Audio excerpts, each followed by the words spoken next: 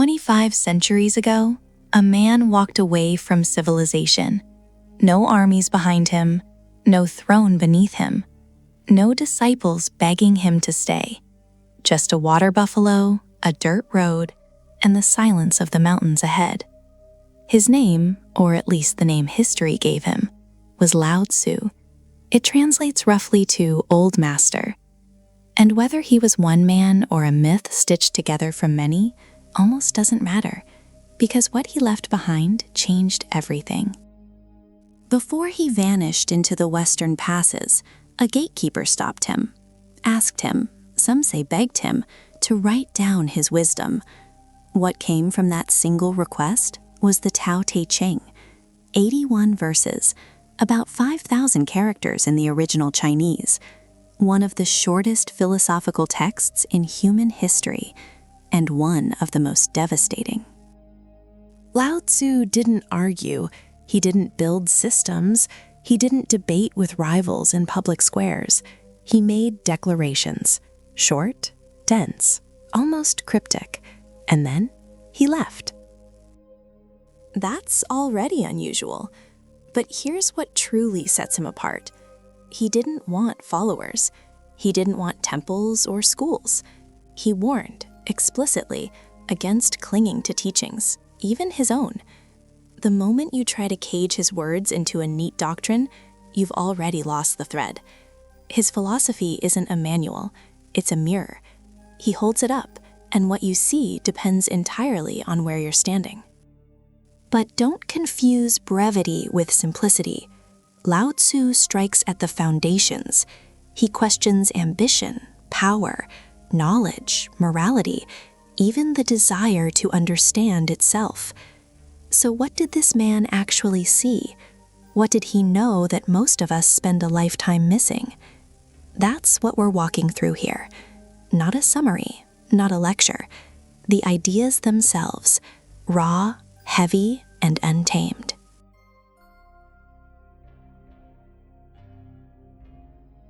The Tao Te Ching opens with a warning. Lao Tzu writes, "The Tao that can be told is not the eternal Tao." Right there, first line, he's telling you, the thing I'm about to describe, it can't actually be described, and if you think you've grasped it, you haven't. This is the foundation of everything Lao Tzu teaches. The Tao, often translated as the way, but that translation barely scratches the surface. Lao Tzu describes the Tao as the source of all things, not a god, not a force with intention, something older than both. He says it existed before heaven and earth. Silent, unchanging, flowing through everything, yet belonging to nothing. He compares it to water, to emptiness, to the space inside a vessel that gives the vessel its purpose. The Tao doesn't assert itself, it doesn't command, and yet nothing exists without it. Here's where it gets uncomfortable for the modern mind. Lao Tzu argues that the Tao cannot be understood through intellect. You can't study your way to it. You can't think your way to it. The harder you chase it, the further it retreats. And he's not being mystical for the sake of it. He's pointing at something real. The moment you name a thing, you limit it. The moment you define it, you draw a border around something that has no borders. So how do you engage with something that refuses to be caught? Lao Tzu's answer is radical. You stop trying, you stop naming, you stop grasping, and in that stillness, it reveals itself. The Tao isn't hidden. He makes that clear.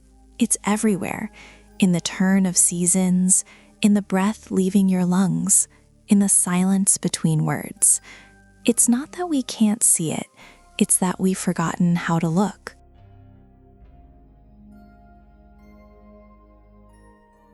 If the Tao is the foundation, Wu Wei is how you walk on it. The term translates loosely to non-action or effortless action, and that translation has caused more confusion than almost anything else in Eastern philosophy. Because Wu Wei does not mean doing nothing. Lao Tzu is not telling you to sit in a field and wait for life to happen. What he's describing is something far more precise. Wu Wei means acting without forcing, moving without friction, responding to life the way water responds to the shape of a riverbed, naturally, without resistance, without ego. Lao Tzu argues that most human suffering comes from pushing. We push against circumstances, we force outcomes, we strain and struggle and grip, and then wonder why everything feels so hard. He points to nature as the counterexample. A tree doesn't try to grow, it grows. The wind doesn't effort its way across a valley, it moves.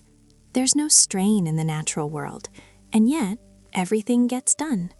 That's Wu Wei, not passivity, precision, knowing when to act and when to be still, knowing the difference between effort and force. And here's the part that rattles people. Lao Tzu warns that the more you try to control, the more control slips away. The leader who grips too tightly loses his people. The warrior who fights with rage loses his clarity. The thinker who overthinks loses the truth. He's not asking for weakness, he's asking for something much harder. Surrender, not to defeat, but to the flow of things. To act from alignment, not from anxiety. Wu Wei is terrifying because it demands trust. Trust in the process, trust in timing, trust that not forcing is not the same as not caring. And for most of us, that's the hardest thing in the world to do.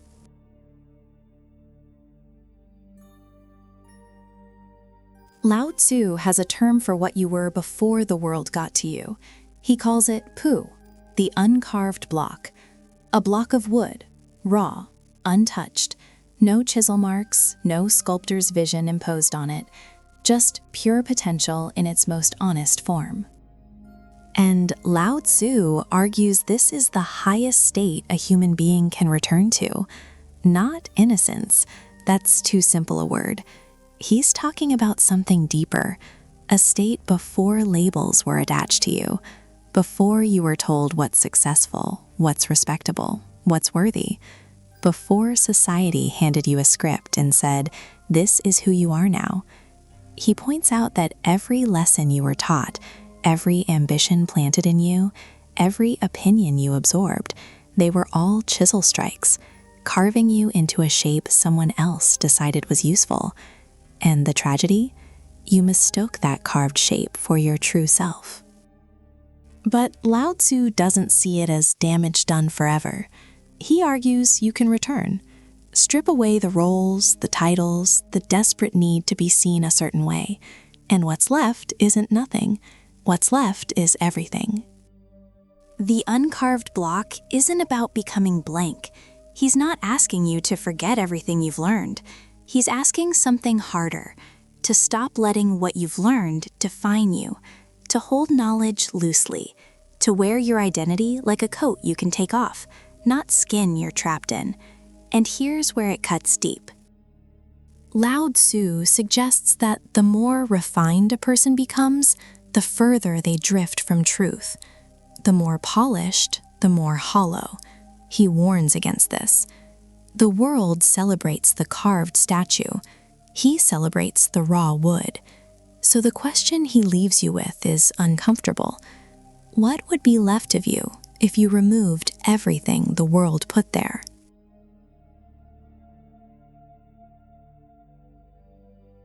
Most philosophies try to get rid of darkness, push it out, overcome it, defeat it. Lao Tzu doesn't. He argues that darkness isn't your enemy, it's your other half. And the concept he points to, yin and yang, isn't some decorative symbol you slap on a necklace. It's a ruthless truth about how reality actually works. Lao Tzu observes that everything exists only because its opposite exists. Light means nothing without dark. Strength is meaningless without weakness. You can't know joy if you've never sat with suffering. One doesn't cancel the other out. One gives the other its meaning. And he pushes this further. He argues that the two aren't just coexisting, they're creating each other, constantly. The seed of dark lives inside light. The seed of light lives inside dark, always turning, always shifting. Nothing stays pure, nothing stays fixed. But here's where most people flinch. Lao Tzu doesn't just say, accept your darkness. He says you need it. That's suppressing it, pretending it isn't there, building your whole identity around being good, being positive, being strong. That's where real destruction begins. Because what you deny doesn't disappear. It festers, it distorts. It comes out sideways in ways you don't even recognize. He warns that a person who shows only light is lying, not necessarily to others, but to themselves. And a person at war with their own shadow will never find peace. Can't, because they're fighting something stitched into their very nature. So Lao Tzu's position isn't comforting. He doesn't offer you a world where you conquer the bad and keep the good. He offers you something far more demanding: wholeness, the full picture, every shade. And he argues that only there, in the acceptance of the complete self, does real balance exist. Not perfection, balance.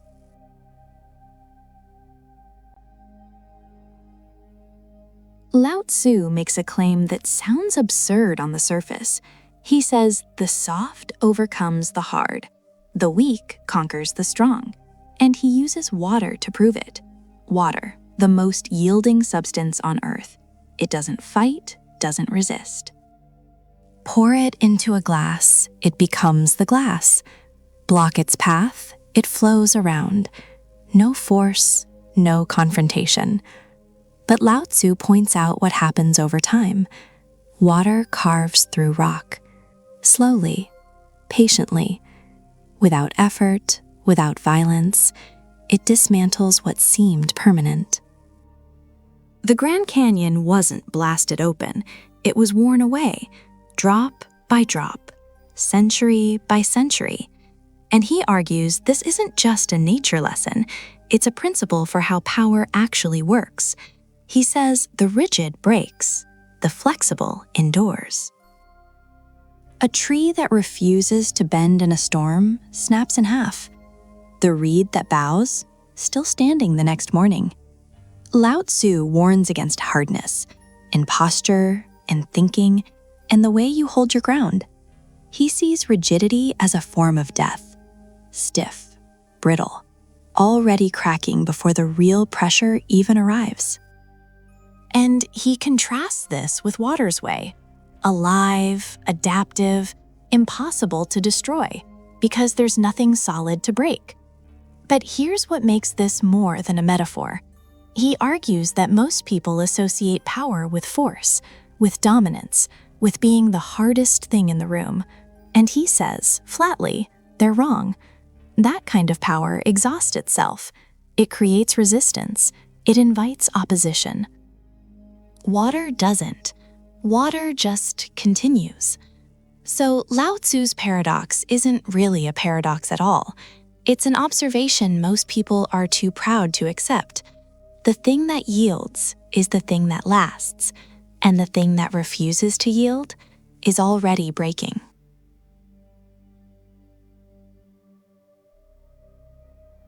Most people hear the word virtue and think of moral rules, do's and don'ts, a checklist of good behavior. Lao Tzu meant something entirely different.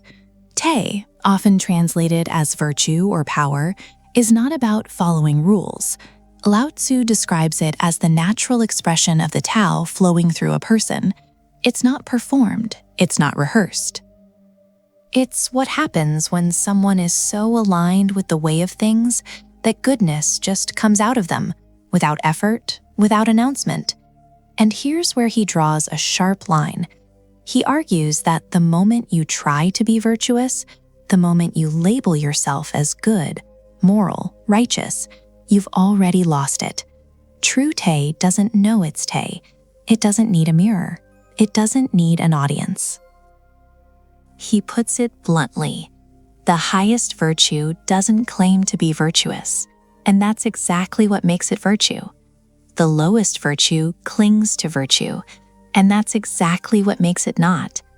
Read that again, slowly. Lao Tzu is saying that the people who parade their goodness, who make sure everyone sees their kindness, their sacrifice, their morality, are the furthest from real virtue, because the act of showcasing it corrupts it. Te isn't something you build, it's something you uncover. He suggests it's already there, buried beneath ambition, ego, performance, and the desperate need to be seen as good.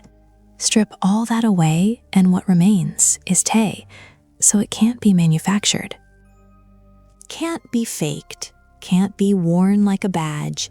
It either lives in you quietly, or it doesn't live in you at all. And that's what makes it so rare. Not because it's hard to achieve, but because people can't stop performing long enough to let it breathe.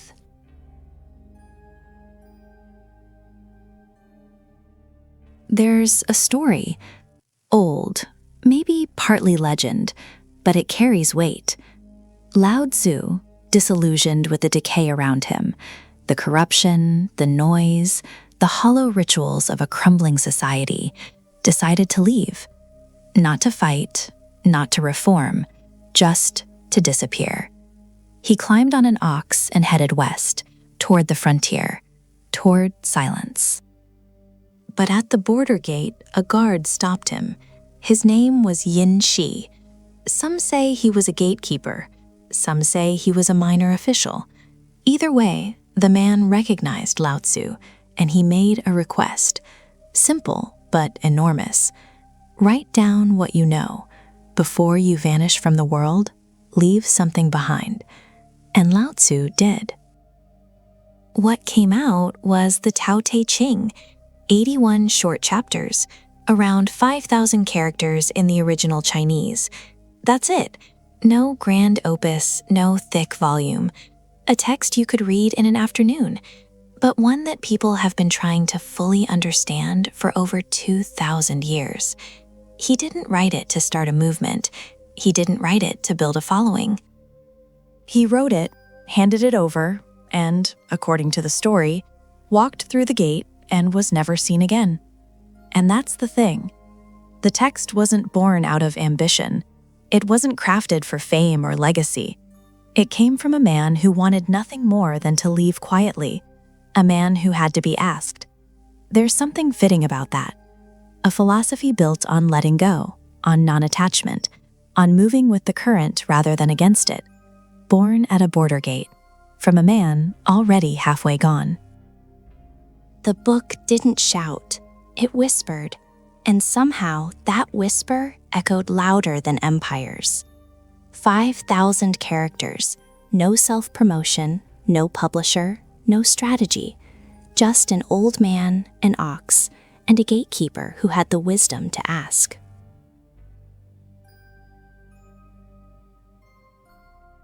There's a tension in Lao Tzu's philosophy that trips people up. He seems to be saying, do nothing, just sit there, let life happen. But that's not what he's saying, not even close. Wu Wei, the concept at the core of this idea, doesn't mean inaction. Lao Tzu describes it as acting without forcing, moving without pushing against the grain. It's effort without the strain of effort, like water finding its way downhill. Water doesn't try, it doesn't strategize, but it carves canyons.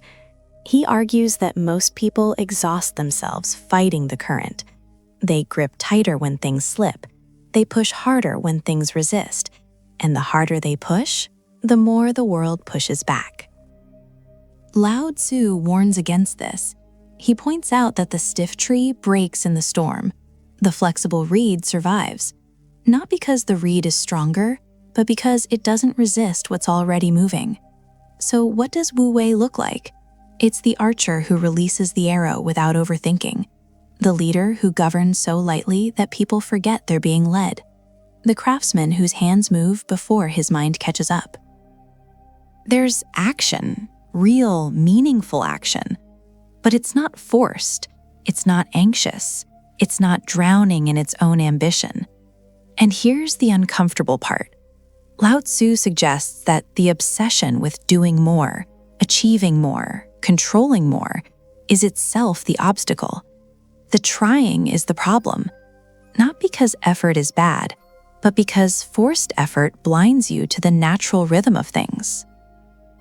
He's not asking for laziness, he's asking for trust. Trust the current. Stop swimming against it. Stop gripping so hard. Sometimes the most powerful thing you can do is stop doing so much.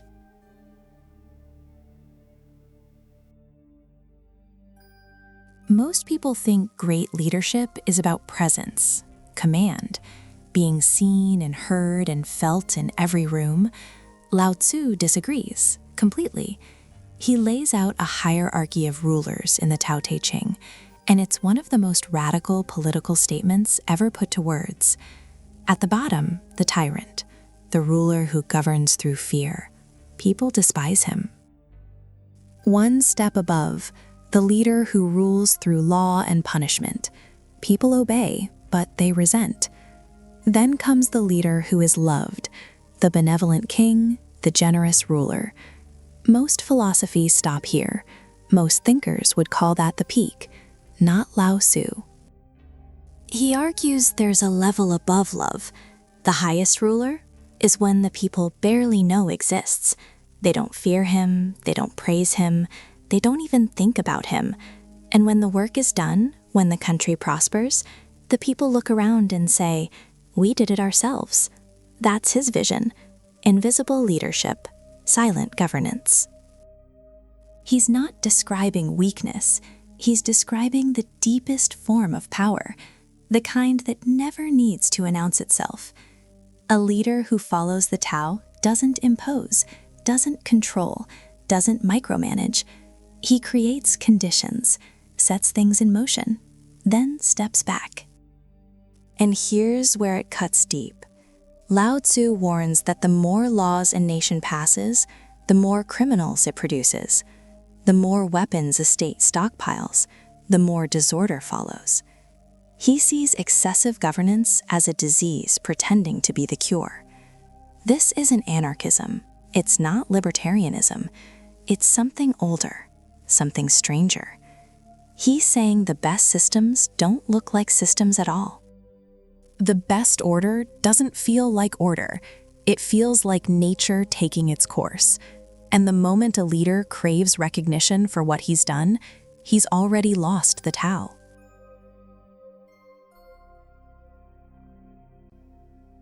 Lao Tzu doesn't just critique desire, he diagnoses it, like a physician examining the root of a disease no one else can see. He argues, plainly, bluntly, that desire is the origin of suffering. Not some desires, not excessive desires. Desire itself, the wanting, the reaching, the constant craving for something more. And he's not just talking about greed or lust. He means something deeper, the desire for status, for recognition, for knowledge even. The moment you want something you don't have, you've created a gap inside yourself. And that gap, it never closes. You fill it, and it opens wider. He points out in the Tao Te Ching that when people see beautiful things, they learn what ugliness is. When they recognize what's desirable, they discover what they lack. The very act of naming something good creates its opposite. Want creates absence. Longing manufactures emptiness. This is why Lao Tzu advocates for radical simplicity. Not poverty, not deprivation, simplicity. He argues that the sage fills the belly, not the eyes, meets needs, doesn't chase wants. There's a difference, and it's everything. He warns that the 5 colors blind the eye, the 5 tones deafen the ear, the 5 flavors dull the taste. Overstimulation doesn't satisfy, It destroys the very ability to be satisfied. The more you consume, the less you feel. And here's the part most people miss. Lao Tzu isn't saying desire is evil. He's saying it's a trap, a loop. You want something, you get it, the pleasure fades, you want again, and the cycle never ends. Never. So what does he prescribe? Not force, not repression, just awareness. He suggests that when you stop chasing, something shifts. The things you actually need begin arriving on their own. Not magic, just the Tao doing what it's always done.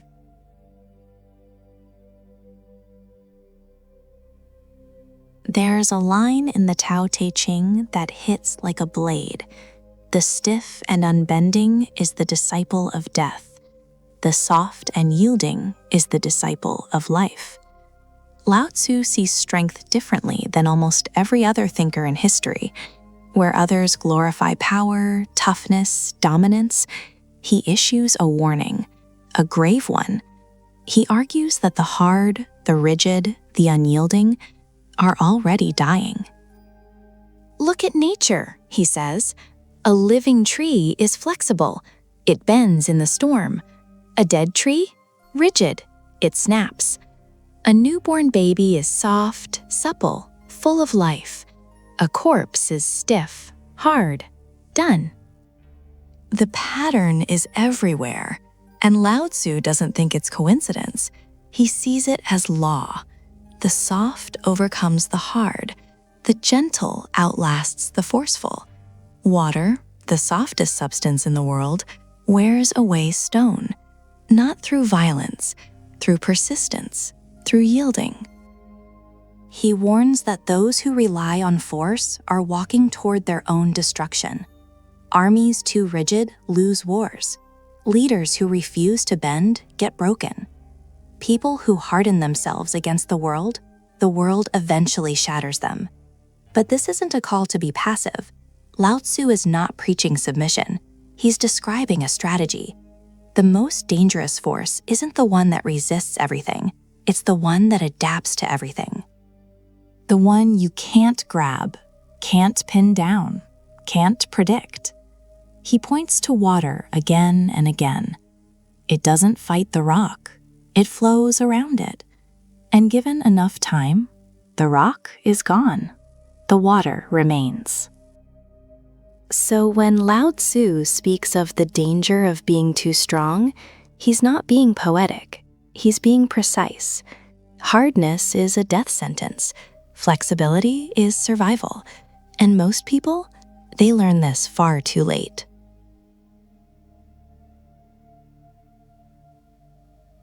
Lao Tzu makes a claim that most people instinctively resist. He argues that the more you own, the more you're owned. Not metaphorically, literally. He points out that every possession demands something from you: attention, maintenance, worry, protection. And over time, the things you gathered to make life easier become the very things that complicate it. That's not freedom. That's a trap dressed in comfort. But Lao Tzu isn't preaching poverty. That's a misread. He's not saying sell everything and live in a cave. What he's saying is stop confusing accumulation with meaning. Stop believing that more stuff equals more life. Because it doesn't. He argues it equals less. Less clarity, less peace, less room for what actually matters. He calls this return to simplicity pu, the uncarved block, the raw, natural state before anything's been shaped by ambition or expectation or greed. And he sees it as the highest condition a person can reach. Not decorated, not polished, just whole. And here's where it cuts deep. Lao Tzu suggests that simplicity isn't just about objects.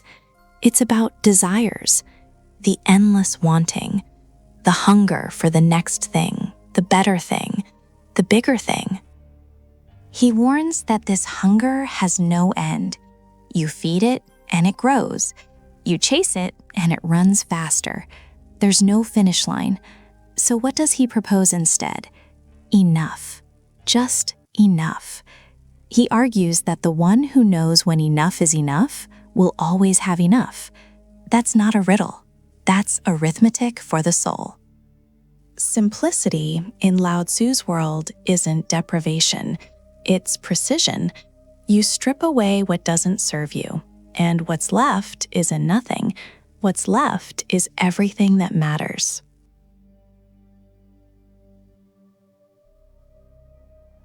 There's a line in the Tao Te Ching that stops people cold. Lao Tzu writes about a bowl and says its usefulness doesn't come from the clay, it comes from the emptiness inside. Read that again. The bowl is only useful because it's hollow. Fill it solid with clay, and what do you have? A rock, not a bowl. The function, the purpose, lives in the empty space, not the material. And Lao Tzu doesn't stop there. He points to a wheel. 30 spokes converge at a hub, but it's the hole at the center that makes the wheel turn. He points to a room.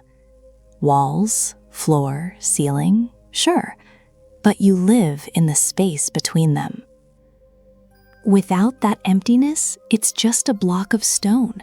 So what's he really saying? He's arguing that emptiness is not absence, it's capacity, it's potential, it's the thing that makes everything else work. And most people overlook it because they're obsessed with what's visible, what's solid, what they can touch and measure and show off. But Lao Tzu flips that. He insists the invisible holds more power than the visible. The unspoken holds more truth than the spoken. The space you leave open accomplishes more than the space you fill. And this doesn't just apply to objects, he extends it to the mind. A mind crammed with opinions, judgments, certainties, that mind can't receive anything new. It's full. It's a solid bowl, useless. But a mind that maintains emptiness, that stays open, uncluttered, still, Lao Tzu argues that's where wisdom enters. Not through force, through vacancy. It's a radical idea that the most powerful thing you can do is leave room, that what you don't fill matters more than what you do.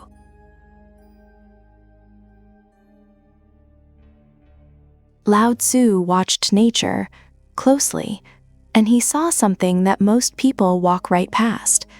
He observed that when a storm hits, it's the mighty oak, thick, proud, rigid, that snaps, cracks right down the middle.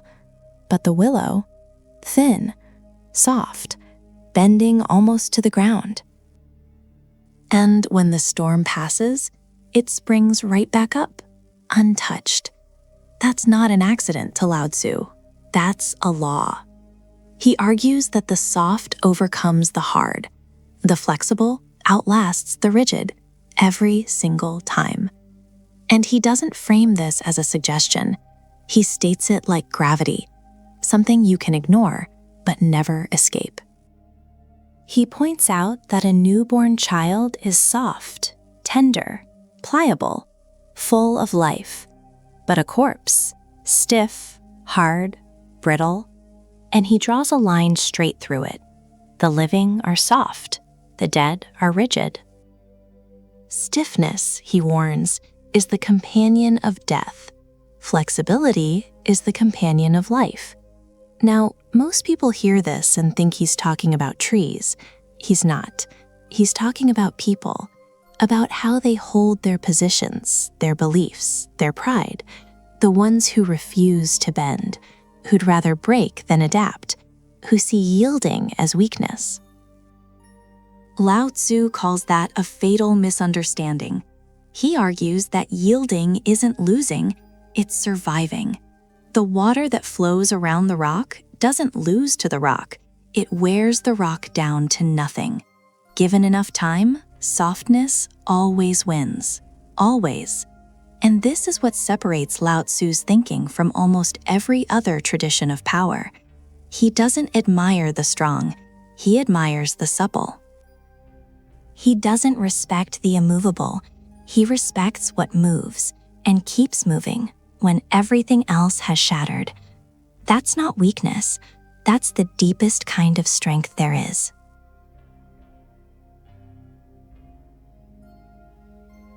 There's a story, old, contested, and endlessly debated, that Lao Tzu and Confucius once met face to face. According to the historian Sima Qian, a young Confucius traveled to seek Lao Tzu's counsel on matters of ritual and propriety, and what he got back wasn't encouragement. Lao Tzu reportedly told him to drop it, all of it, the pride, the ambition, the obsession with ancient rites. He warned Confucius that the bones of the men he idolized had long since turned to dust, and their words were just echoes, empty ones. Confucius, the story goes, left shaken. He told his disciples that he could understand birds, fish, and beasts. But Lao Tzu, he compared him to a dragon, rising beyond clouds, beyond comprehension. Now, did this meeting actually happen? Nobody knows. Scholars have fought over it for centuries. Some say it's historical. Some say it's myth dressed up as history. But whether it happened or not almost doesn't matter, because what the story captures is real. The collision between two fundamentally different ways of seeing the world. Confucius believed in structure, in hierarchy, in ritual, duty, and moral cultivation through society. He argued that the world needed more order, more rules, more defined roles. Lao Tzu argued the exact opposite. He held that the more rules you create, the more disorder follows. He points out that when people lost the Tao, morality was invented to replace it. And when morality failed, ritual took its place. So ritual, in his view, wasn't a sign of civilization, it was a sign of decay. Two titans, two visions. One said, refine the human world. The other said, return to what existed before humans tried to fix it. And that tension, it still hasn't been resolved.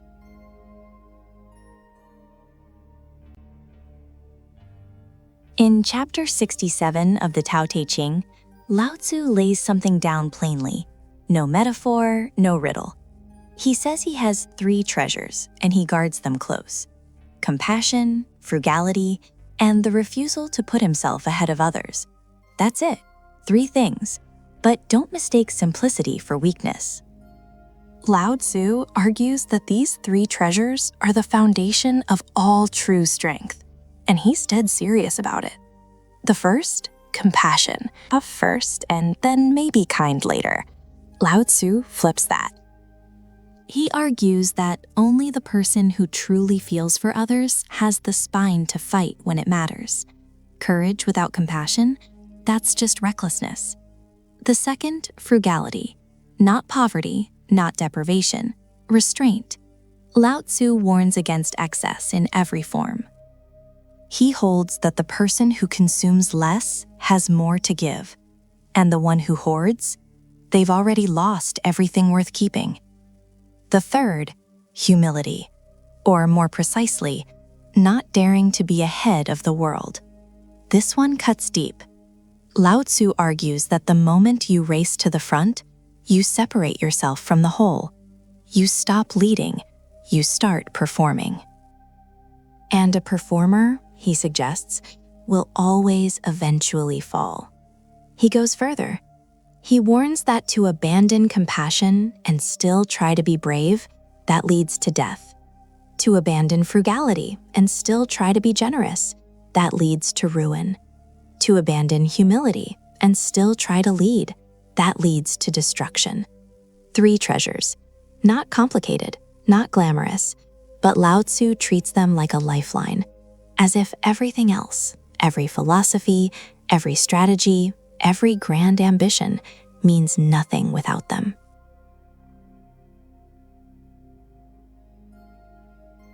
Here's where Lao Tzu says something that stops people cold.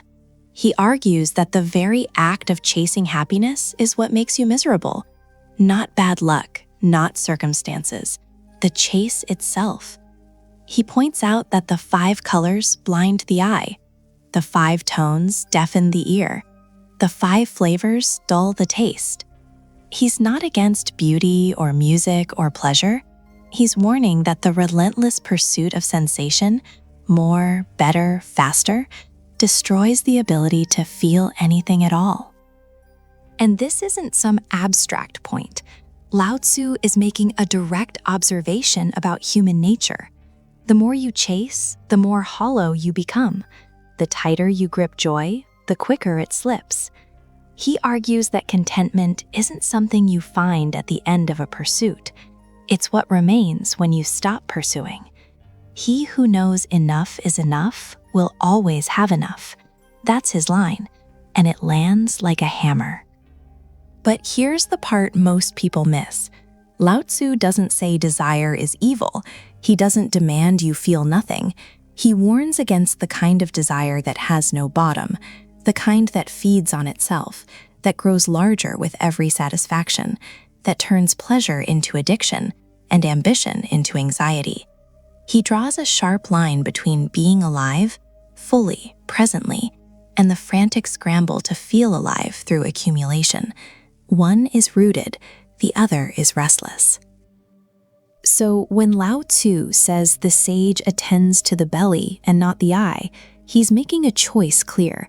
Nourish what sustains you. Ignore what merely dazzles you. Happiness, in his view, was never something to pursue. It was something to stop scaring away.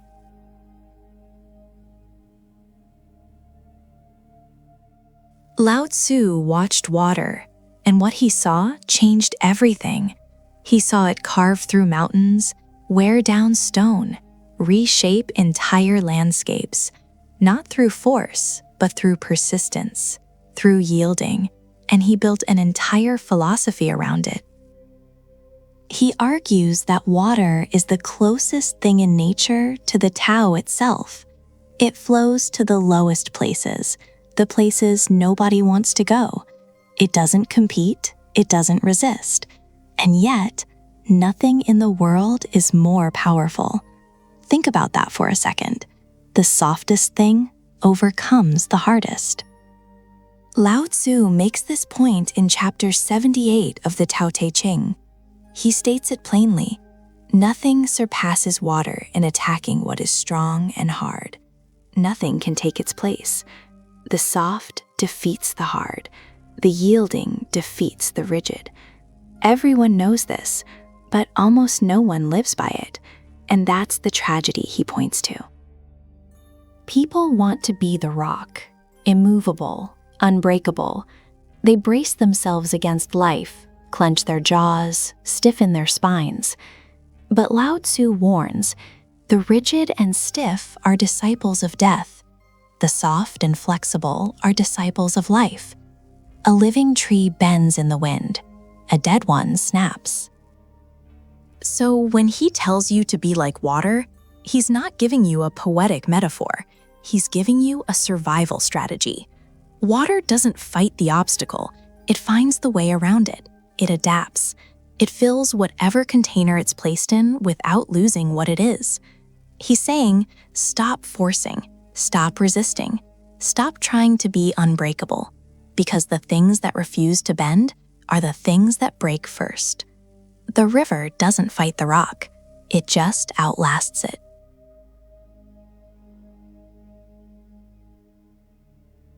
There's a line in chapter 16 of the Tao Te Ching that sits like a stone at the center of Lao Tzu's philosophy.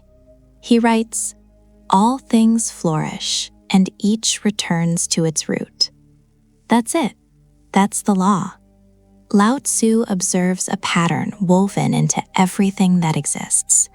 Growth and decay, expansion and contraction. The breath goes out, it comes back in. The seasons turn, they circle back. Leaves fall from the tree and return to the soil that feeds the tree again. He calls this movement returning, and he argues it is the fundamental motion of the Tao. Not progress, not advancement, return. This is where he breaks from nearly every other way of thinking. Most philosophies push forward. They chase growth, accumulation, more. But Lao Tzu pulls in the opposite direction. He points out that everything, every empire, every ambition, every living thing eventually circles back to where it started, to stillness, to the root. And he doesn't say this with sadness, he says it with reverence. Because to return to the root, he argues, is to find stillness. And to find stillness is to know your destiny. He calls this knowing constancy. And constancy, he warns, is the foundation of all wisdom. Without it, reckless action, disaster. So what's he really saying? He's saying that the person who understands return understands everything. They don't panic when things decline. They don't cling when things peak. They see the whole circle, not just the arc they're standing on. Lao Tzu doesn't ask you to fight the current of return. He asks you to recognize it, to surrender to it. Because fighting the return is fighting the nature of existence itself, and that's a war no one has ever won.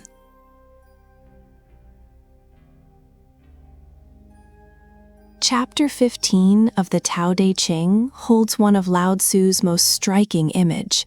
He asks, "Who can make muddy water clear? Let it be still, and it will gradually become clear of itself. No stirring, no filtering, no effort, just stillness." And in that single image, Lao Tzu captures something most people spend their entire lives getting wrong. When confusion hits, when the mind is clouded, when emotions are churning, when life feels thick and impossible to read, the instinct is to act, to do something, anything, to thrash through the murk and force an answer. He warns against exactly this. Lao Tzu argues that clarity is not something you create, it's something you allow. The mud settles on its own, but only if you stop disturbing the water. Every anxious thought, every forced decision, every desperate grab for control, it's just another hand stirring the mud back up. This isn't laziness. He's very clear about that. This is a disciplined, deliberate stillness, the kind that requires more strength than action does. Because doing nothing, truly nothing, while everything inside you screams to move, that takes a kind of courage most people don't have. He points out that the ancient masters understood this. They were cautious, like someone crossing a frozen river. Hesitant, like someone surrounded by danger. They didn't rush, they didn't grab, they waited. And because they waited, they could see what others couldn't. Lao Tzu isn't telling you to be passive forever. He's telling you to be still, long enough for the mud to settle, long enough for the picture to sharpen on its own. The answer's already there, beneath the surface. You just can't see it yet, because you won't stop moving.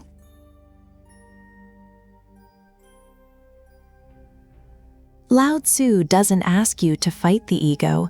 He doesn't even ask you to shrink it. He says something far more unsettling. He says, the ego isn't you. It was never you. And the moment you see that, the prison door swings open. But here's the problem. Most people don't even know they're locked in. He argues that the ego builds itself brick by brick. Every title you collect, every comparison you win, every identity you cling to. I am this, I am that. And slowly, without noticing, you stop living as yourself and start living as a character, a performance, a mask that's been worn so long you forgot there's a face underneath. And Lao Tzu warns, that mask will cost you everything. Because the ego doesn't just distort how others see you, it distorts how you see the world. Everything becomes about you. Every situation filtered through, what do I get? What do I lose? How do I look? That's not awareness. That's a cage with mirrors on every wall. So what's the key? He offers one word, and it's not what you'd expect. Humility. Not the performed kind. not the false modesty people wear to seem noble. Lao Tzu's talking about real humility, the kind that comes from understanding your actual place in the vastness of things. He argues that the rivers and seas become lords of 100 valleys because they lie below them. They don't rise above, they receive. And that's the move. Stop rising, stop asserting, stop needing to be seen, recognized, validated. Lao Tzu argues that the one who lets go of who they think they are finally discovers who they actually are. The key was never hidden. You were just too full of yourself to reach for it.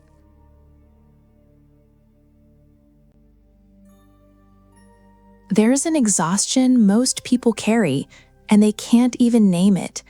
They just know something feels hard, all the time.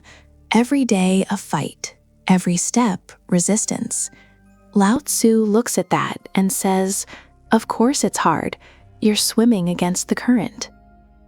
He calls it going against the Tao, and the Tao, as he describes it, is the natural flow of existence, the way things want to move, the direction life already has, before you showed up with your plans and your schedules and your 5-year goals. And he argues, bluntly, that most human suffering comes from one thing: forcing. Forcing outcomes, forcing people, forcing yourself into shapes you were never meant to take. You push, life pushes back, and you call that struggle hard work. Lao Tzu calls it foolishness. Now, this doesn't mean he's advocating laziness. That's the easy misread. He's not saying do nothing. He's saying stop doing what contradicts the grain of reality. Stop hammering nails into water. Stop demanding the river flow backward just because you want it to. He uses the term Wu Wei, action without force, effort without strain, moving with, not against. And it sounds passive, but Lao Tzu insists it's the most effective way to live. The farmer doesn't force the seed to grow.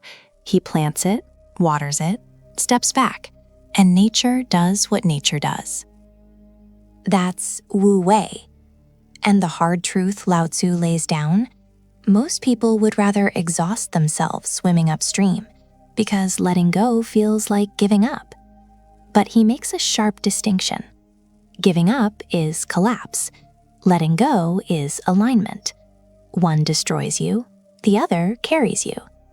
He argues that when you stop fighting the current, you don't drown, you arrive, faster than you ever would have swimming.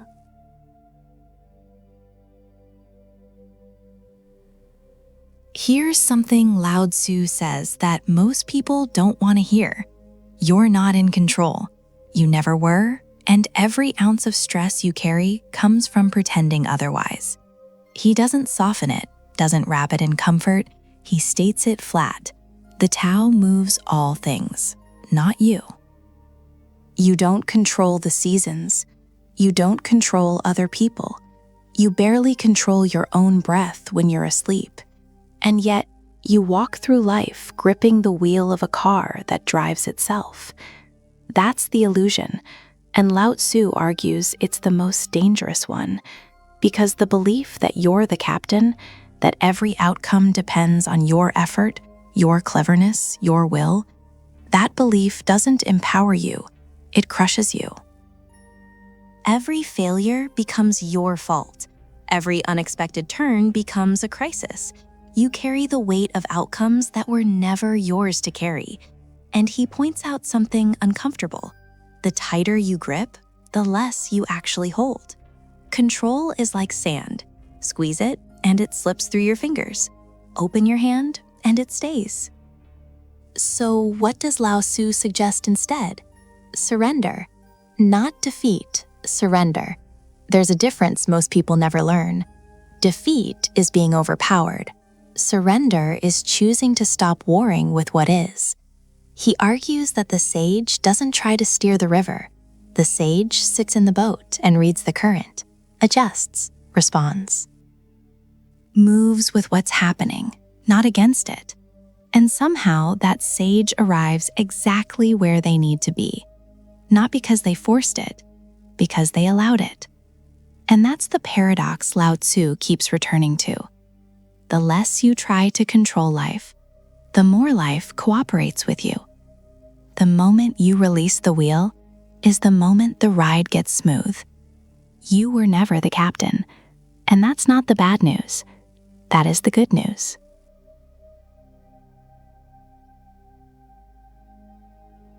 Lao Tzu makes one of his sharpest observations about strength, and it has nothing to do with power. He points out that when a person is born, they're soft, tender, flexible, and when they die, stiff, rigid, hard. The same with plants. A living branch bends with the wind, a dead one snaps. So he draws the conclusion most people resist. Hardness and rigidity belong to death. Softness and yielding belong to life. That's not poetry. That's his philosophy stripped bare. Lao Tzu argues that the people who refuse to bend, who plant themselves like an oak and declare they will not move, are the ones who break. Not because they're weak, because they're brittle. They mistake stubbornness for strength, and the world eventually hits them with something they can't outmuscle. But the reed bows when the storm comes. It doesn't fight the wind, it moves with it. And when the storm passes, it's still standing. The oak is in pieces. He warns that this applies to everything: relationships, conflicts, governance. The rigid leader shatters his own kingdom. The rigid mind shatters itself. Not because flexibility is cleverness or strategy, but because it's aligned with how things actually work. Water is his ultimate proof. He argues that nothing in the world is softer or weaker than water, and yet nothing is better at overcoming what is hard and strong. Water doesn't fight the rock. It flows around it, over it, through it, and given enough time, it wears the rock to nothing. Lao Tzu isn't telling people to be passive. He's telling them to stop confusing resistance with power. The oak stood tall, and that's exactly why it fell.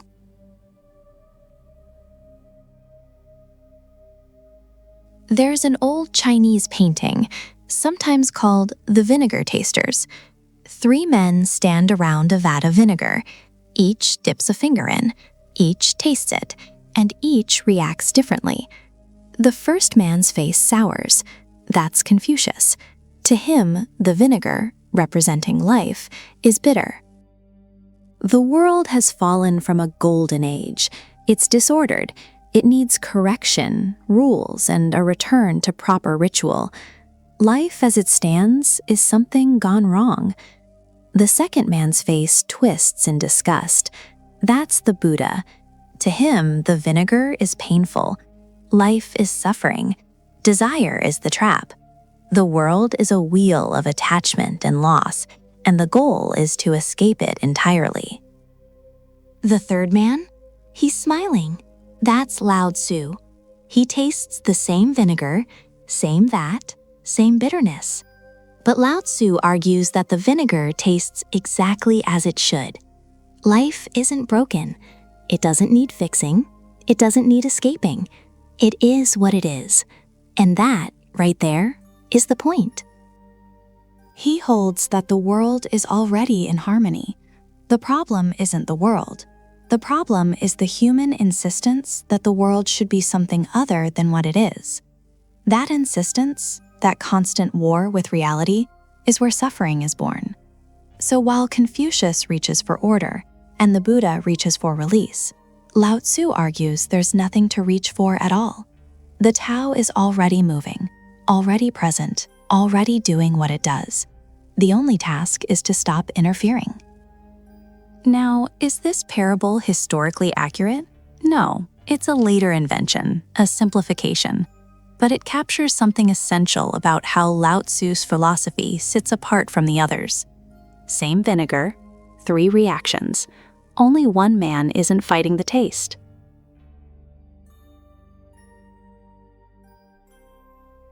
Lao Tzu doesn't give a step-by-step method. He's not interested in blueprints. But across the Tao Te Ching, he lays down a principle so central that almost everything else revolves around it. Wu Wei, non-action, or more precisely, not forcing.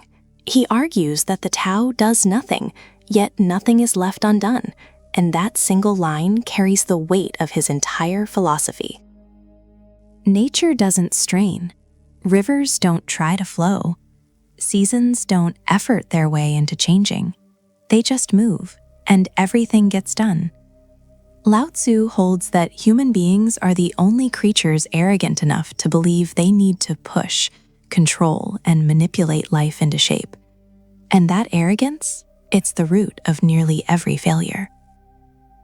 He warns that the more force you apply, the more resistance you create. The harder you try to control people, the more they rebel. The tighter you grip outcomes, the more they slip. Force, in his view, is not just ineffective, it's a violation of the natural order. So what does alignment look like? Lao Tzu points to water again and again. It doesn't fight, it doesn't choose. It simply moves toward the lowest place, the place everyone else avoids. And in doing so, it becomes the most powerful thing in the landscape. He argues that aligning with the Tao means dropping the need to be seen, dropping the need to be first, acting without claiming credit, leading without dominating, working without attachment to results. And here's the part that unsettles people. Lao Tzu suggests that the moment you try to align with the Tao, consciously, deliberately, with effort, you've already missed it. Because trying is forcing, and forcing is the one thing the Tao never does. You don't find the Tao, you stop blocking it.